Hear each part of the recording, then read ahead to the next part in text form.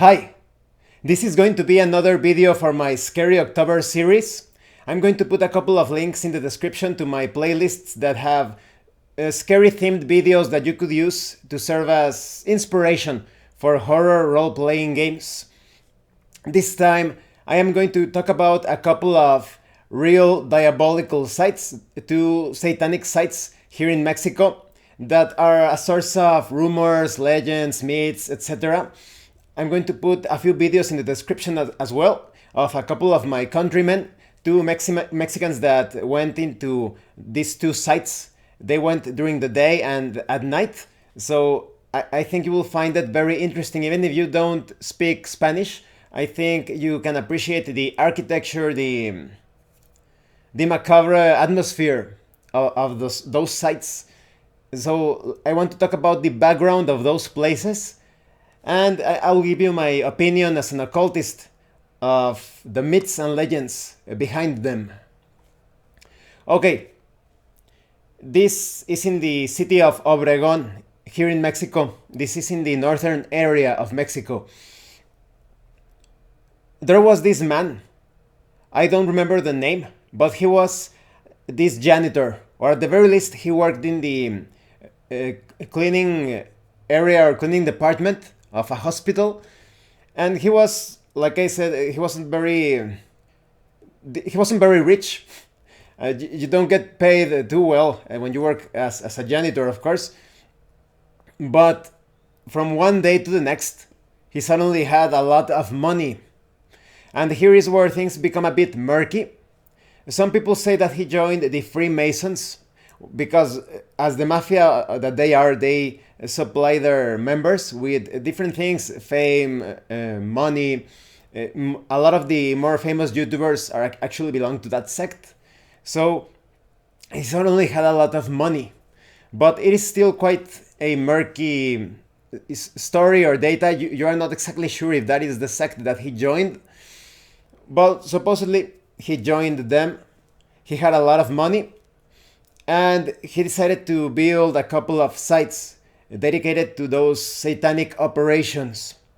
The first one would be a crypt complex that would also serve as an area of ritual workings for a lot of people at the same time. The other site would be a castle. He had a very small house, you could say of a humble appearance, but next to his small house it was basically like a cube with a bed and a small kitchen, and very, like I said, not exactly very luxurious. But next to it he started to build this huge castle.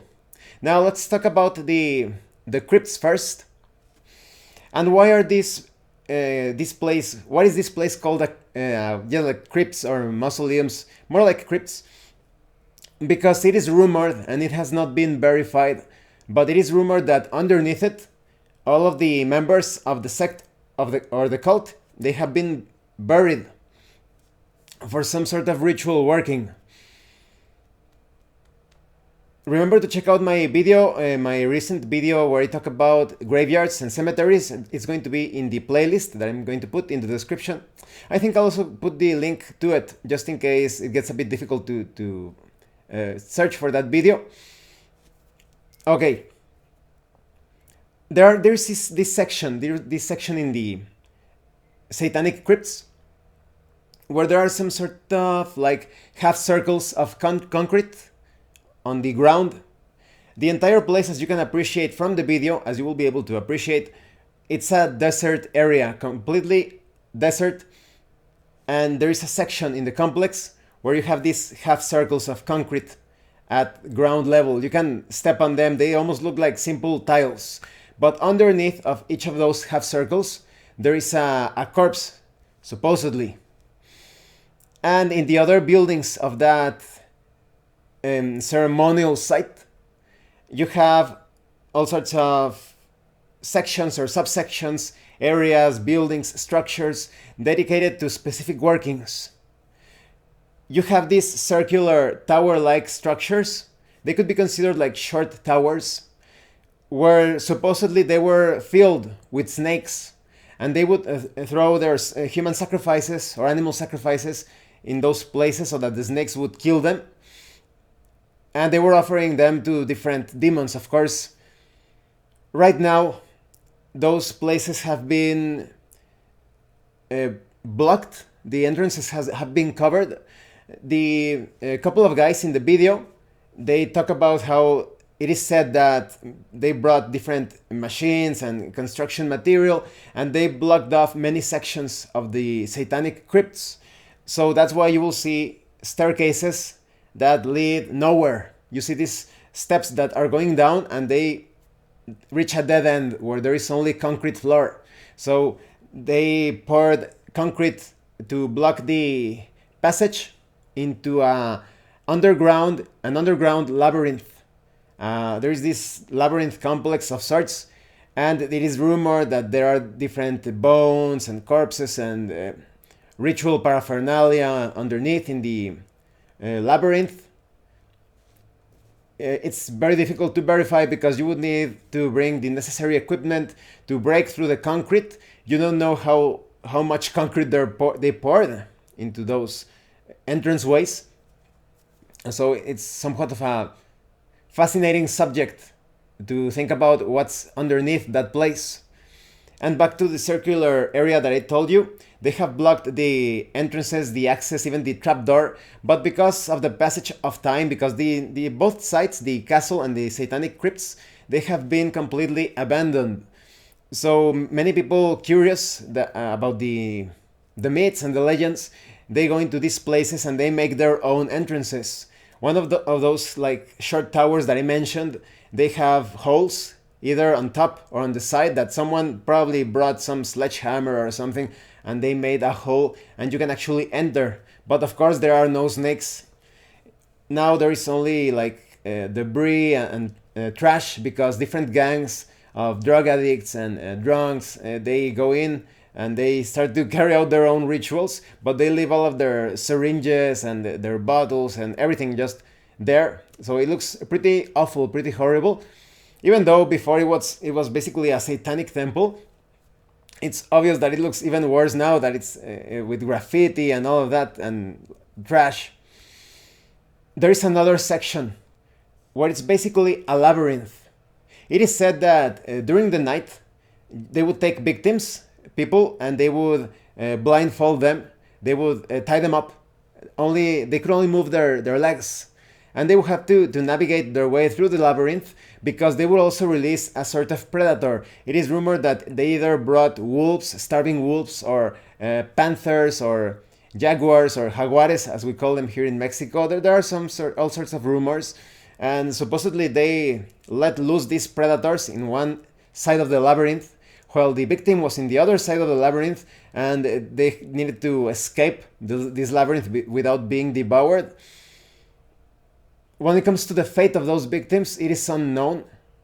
Based on the different ritual workings, it could be that they either... I'm sorry, my hair is getting in the way. There we go. It could be that they either made false promises, and even if they escaped from the predators, maybe they were still sacrificed. It was a diabolic, morbid play, so that yes, they promised them their freedom, and even if they managed to escape the predator, they took them and they sacrificed them to generate that substance, adrena. We wait for the YouTube algorithm, Chrome. That's why when they sacrifice victims, those religious people, they get the victim really scared. You have seen this throughout history. They have the victim tied up to some sacrificial altar or something, and they start to carry out these ceremonies. They wear these like demonic masks, and they have their daggers, and they start to scare the victim so that the victim gets really scared. They get that adrena. We wait for the YouTube algorithm, Chrome, to flow, and then they kill the victim, and they drink the blood, or they use the blood for ritual workings to supposedly remain younger and to be more vigorous. They steal the lives of people that way, the life force. So it is quite possible that the whole labyrinth thing was just, like I said, it's a diabolical trickery, making the victim that he or she actually had a chance to escape. And if the predator devoured them, they could still offer that death to their demons or whatever. There's another very interesting section, and diabolical as well. That's another thing that could point out to actually being a Masonic construct from the Freemasons, because it's basically like how do you call it? The square. You know that it's square and compass. That's the symbol of the Freemasons. You can also see this symbol hidden and inserted in different places. It basically represents a pyramid of evil manifestation. Triangles are used for manifestation. I will talk about triangles in a few moments. So and you can see it in the symbol of the Russian flag, the red flag of the Russians. Take a look at the hammer and the scythe. It's basically a square and like a hidden square and compass. So you had this, just like I said, structure that was kind of like a triangle that represented, it could be considered a symbol of a square. The person would have to go up the stairs of that structure, and they either sacrificed people or animals. The rumors are very vague. So they either sacrificed people or animals, and they had like this slide or chute or on the other side. So this slide would serve as a sort of way to make the blood of the sacrifice to flow. I think they also dropped the guts, the innards of the sacrifice down that slope, and they would collect it on the lower area to use it in different religious workings. It is also rumored that if you go up the structure through the stairs, you have to go down through the slide or chute area. If you go back down the stairs, you are supposedly cursed. This could be considered a superstition, but when it comes to the occult side of that, it could be that the current that they created because of the sacrifices, that energy remained on the ethereal plane, on a more subtle plane. It could be that it keeps flowing downward, and if you go back the way you came, you are basically swimming against the current, and it could cause damage to your aura, perhaps. You will have to go there and try to get a feel for the place to verify it, but a lot of the people that go up that structure, including the couple of Mexicans in the video, and they go down the chute or the slide area, the slide section, in order not to get cursed.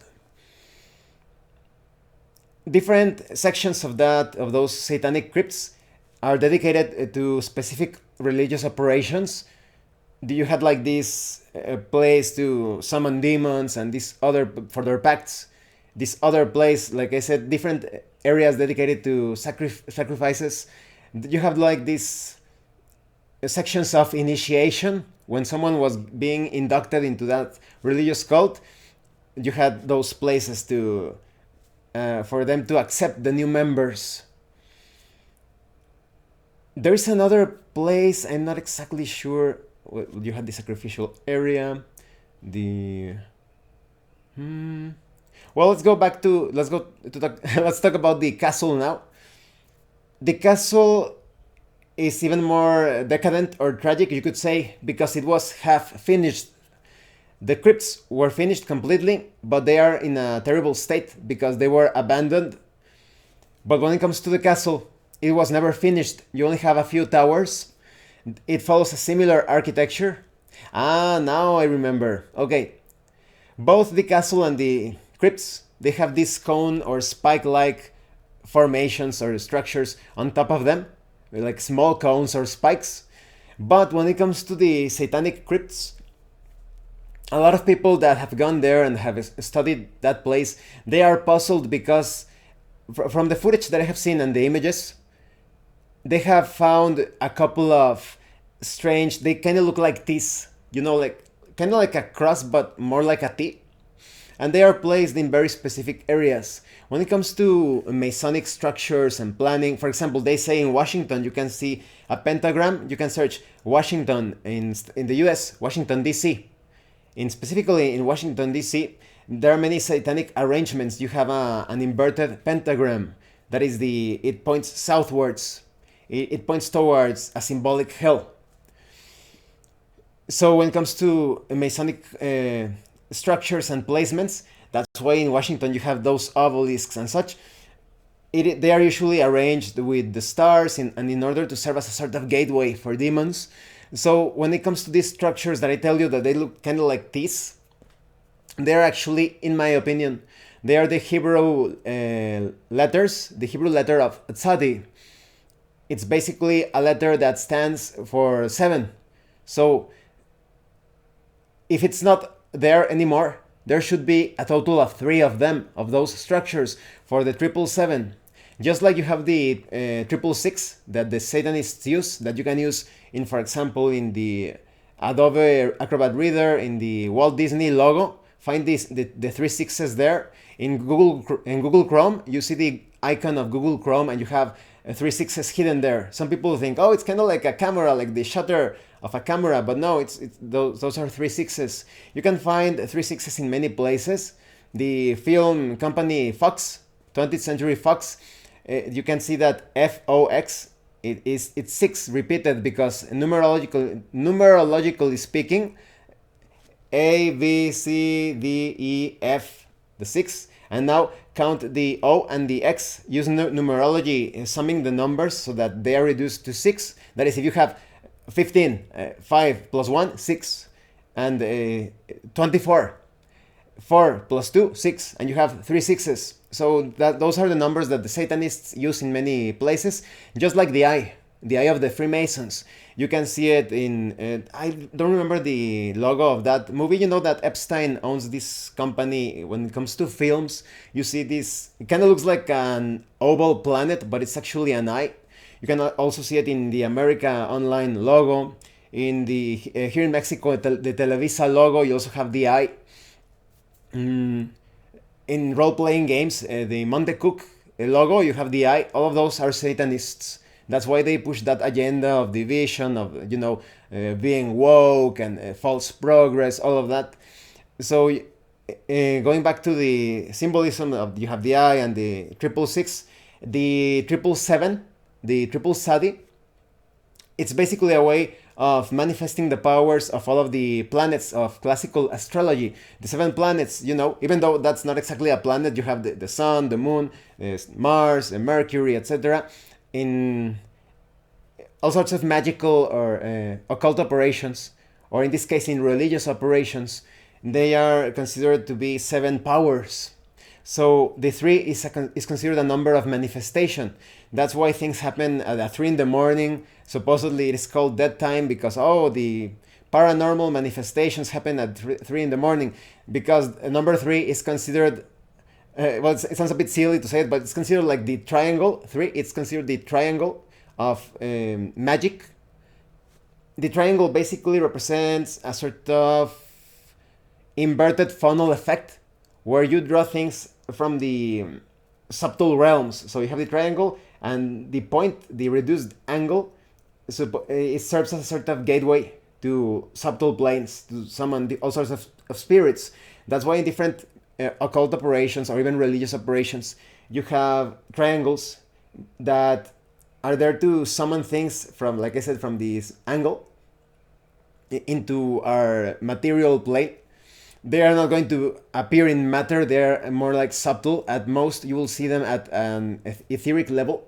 That's why you see those videos and photos of, they took this photo of this demon or this spirit, etc. But they didn't see it when they were actually present at that time. That's because those things like blink in and out of existence, and the camera shutter is fast enough to capture their image. So I think that those structures are actually the 3 Hebrew words of Tzadi, in order to call forth the power of the 7 planets. Well, back to the 666, it's a downward spiral. The 6 represents a downward spiral, so you have like the number 6. It would be like this. How could I? You have your 6, right? Your 6 here. It's sort of like a downward spiral, as opposed to the number 9. That's why number 9 is considered sacred in different cultures, because the 9 represents will be like this, like an upward spiral. The 9, because of the shape, it represents an upward spiral. The 6, a downward spiral. So one leads towards heaven, and the other one leads towards hell. And because that's why you have the 666, because the Satanists, the Freemasons, all of that, they want to manifest hell on earth. But the number 9 would represent like channeling the power of heaven. So, yes, I think that explains the mystery of those structures. It's actually the tzadi. Going back to the castle, it's very sad, like I said. Well, it looks very sad, although it was specifically built for evil operations, because it is completely trashed. It is incomplete. The Mexicans in the video go up to the towers, what is left of them. Very risky. They are very brave, and at the same time, I would say very reckless, because in those areas of Mexico that look kind of like badlands or post-apoc sites, you have criminals getting ready to take advantage of people. Not to mention the politicians and the drug lords that own those lands. You could actually get in trouble with them. So these couple of guys, like I said, they are either very brave or very reckless, depending on how you see it.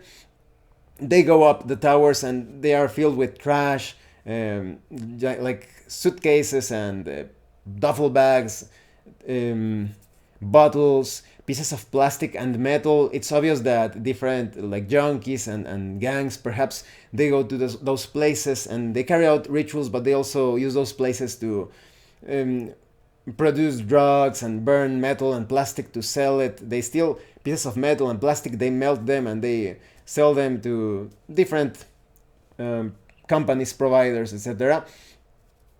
So the castle is less fascinating than the crypts because it was incomplete. You still have some places that were blocked off. In one section of the castle, there are these steps that again lead into this concrete floor. Obviously it was blocked, so there are rumors that there is like another underground labyrinth beneath the castle. Who knows what remains there, if the rumors are actually true. But overall, I wanted to give you this information to serve as inspiration for your horror role-playing game sessions. You can take a look at the photos, at the videos. Perhaps you could create a map if you're playing Dungeons and Dragons or Call of Cthulhu and you want a diabolical temple. You have a map right there. Just use those buildings as the rooms for the characters to go into, and perhaps you actually fill the towers with snakes, as it is rumored, or you have that labyrinth where there are predators. You can put a very powerful horror fantasy creature into those labyrinths, and the characters enter, and now they hear something moving in the labyrinth with them. Maybe they get captured by the sect, and they are put into that labyrinth as a sort of religious ritual or procedure, where they get chased down or processed by those monsters in the labyrinth. So there's a lot of fuel for ideas. And like I said, the square structure, that you go up and they sacrifice someone and they drop the blood from the slide section. What if you put that structure and you give just a few hints here and there in other places of the site, or perhaps the characters have to do some research. They have to go to libraries or talk to people so that they find out the reason as to why you have that slide. Maybe they do not do research, they don't find the clues, they go up the structure and they go back down the stairs instead of using the slide or chute section, and now they are cursed. So yes, you can play around with all sorts of ideas concerning these sites. You also have like I said, those half concrete circles that are supposedly the tombs of the cultists. What if the characters approach that area and the cultists, the undead cultists, just jump out of the ground? They dig their way up their graves and start to attack the player characters. So it's quite fascinating for horror adventures, in my opinion. The castle is going to be a bit more difficult to develop because there aren't too many rumors. This janitor that supposedly joined the Freemasons, he died of a heart attack before completing the castle, and his fortune went to ruin. Maybe it was because of a pact that he couldn't fulfill. because demons are very strict when it comes to those contracts. That's why the tyrants of the world, Rockefeller, Rothschild, the Hospit, we wait for the YouTube algorithm, alls, a big pharma. Remember the Greek root of pharma, which pharmakos, human sacrifice, pharmacology, the study of sorcery and poisons. So that's why they are so eager to poison people. So that's why they want to sacrifice so many people so fast, because the time is running out and they need to pay they need to make the payment in souls, so that the demons drag them to hell according to that ceremony. So you could also put that in your adventure site, in your adventure campaign, that perhaps there is this foul ritual being committed, and the characters need to stop the villains from sacrificing people, and perhaps at the end of the adventure they suffer the fate of the janitor, that they suffer a heart attack because the demons came, and because the payment was not provided, they took the soul of the religious person, or the cultist. So thank you for watching this video. Definitely take a look at the videos. They are really good when it comes to getting a better appreciation of the satanic crypts and the castle. Remember to watch the other scary videos. Oh, and before I forgot to mention this at the start, because I do it at least one video a day, but definitely check out Heroes and Hardships, which is a universal RPG setting. You could play horror adventures with Heroes and Hardships. My review of the core rulebook in its early access version is ongoing. Please check out the links. They will take you to the Kickstarter, to the website, to the Tetsubo section of the website for an upcoming setting based on Japan's Sengoku era.